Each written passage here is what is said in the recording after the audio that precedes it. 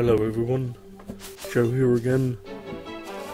Today in the background I'm playing Terraria again.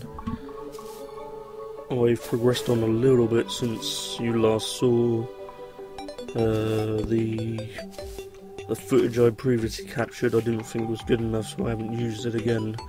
So you missed about half an hour's worth of content. As you can see, I now have the Ivy Whip, which I was going after. I like it, although it's a bit weird trying to get used to it. It's good fun climbing out of caverns though.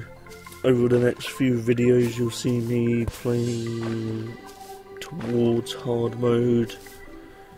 I have a little bit of footage recorded to hard mode, yeah. Really starting to get back into the game now. Over the next few videos you'll see me progressing towards hard mode. I have a few attempts at the Wall of Flesh. He was pretty tricky, but eventually I got him. And then you start to see me playing hard mode.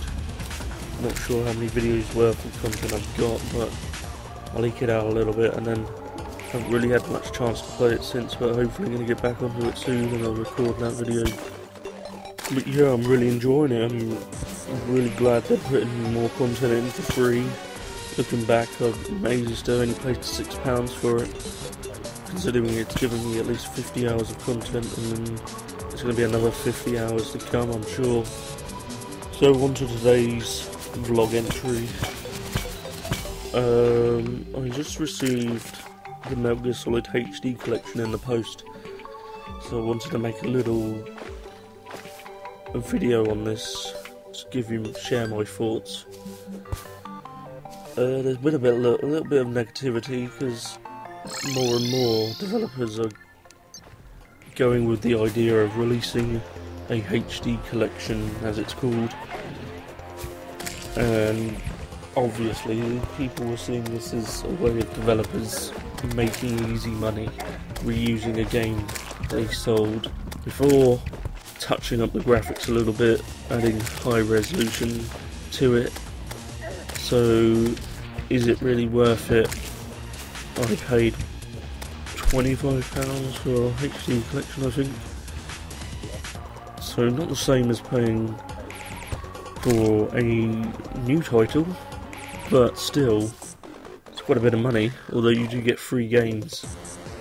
It's not really a new thing. Developers have been re-releasing games, well, since the first consoles. You just need to look at the first Mario Brothers that was released on the NES, then the SNES had Super Mario Brothers All-Stars, which had all the games on it. It's something that's not going to go away. Sega and Nintendo have been prolific in their re-releasing of the same games. I'm not against it. Obviously I'm buying some of them. It's a good opportunity, not only for the developer to make money, but for people who've never played these games to play them. For people like me, who may have played them, to replay them. And in the case of Metal Gear Solid, I don't have a PlayStation 2 at the moment, and I don't unfortunately have a backwards compatible PS3, so I wouldn't be able to play either MGS2 or 3. Peace Walker I never really took to with the PSP controls. Didn't feel right without dual analogs. So it's really good that they've released this. Obviously it is a way for developers to make money, but that's not necessarily a bad thing. I don't know how well Metal Gear Solid 4 sold, but from what I understand it hasn't sold as well as previous Metal Gear games. That's not to say it's sold badly, but when you consider how much development time went into that title alone, did it make any money in the end? Only really Konami will know.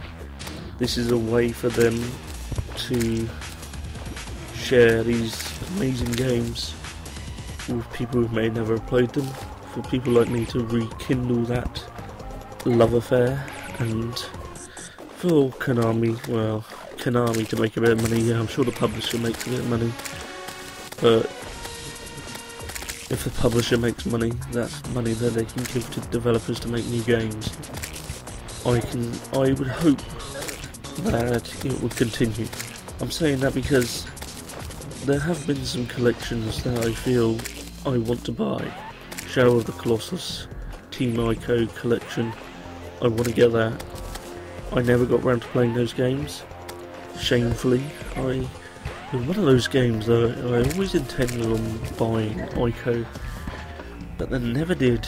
I remember playing a demo way back when. And yeah, I never got around to actually buying the game. Same with Shadow of the Colossus. I don't know why, but those two games. The problem with me back in those days when I was playing, well, when I had a PS2, it was really before I had a job and I had a decent income.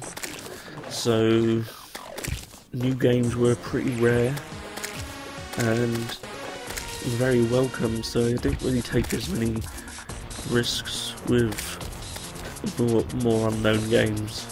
I was more playing my Metal Gear Solids. There are a lot of games which I hope will be remade. For the most part it will be the popular ones though, unfortunately, which are probably the ones that I've actually played already.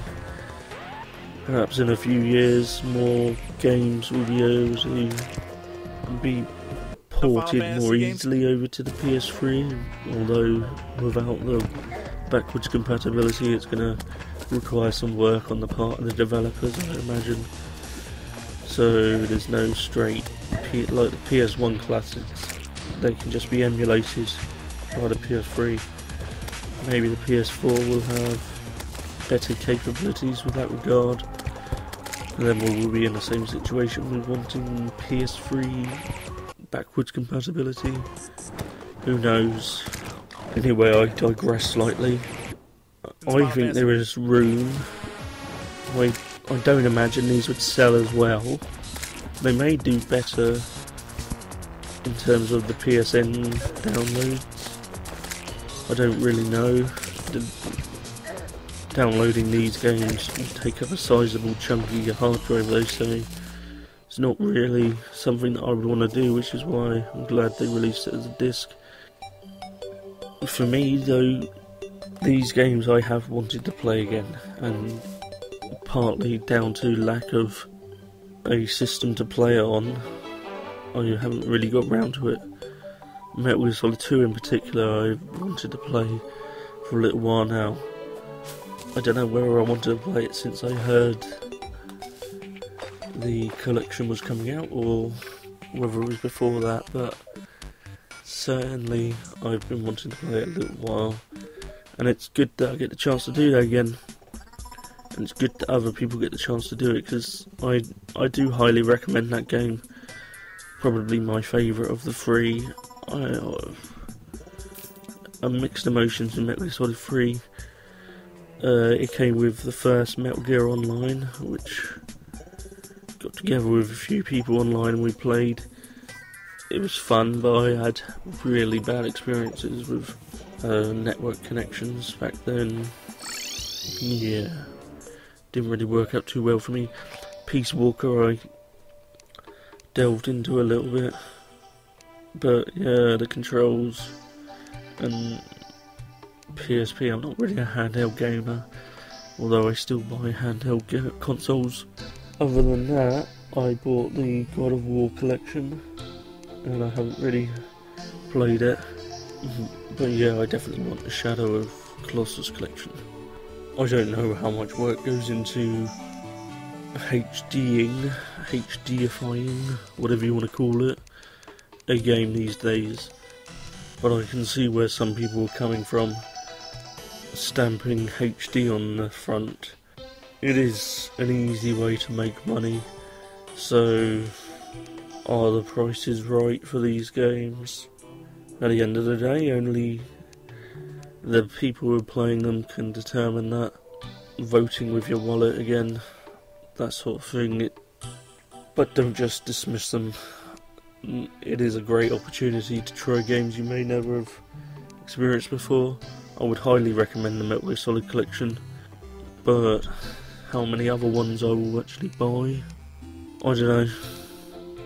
Final Fantasy X's coming.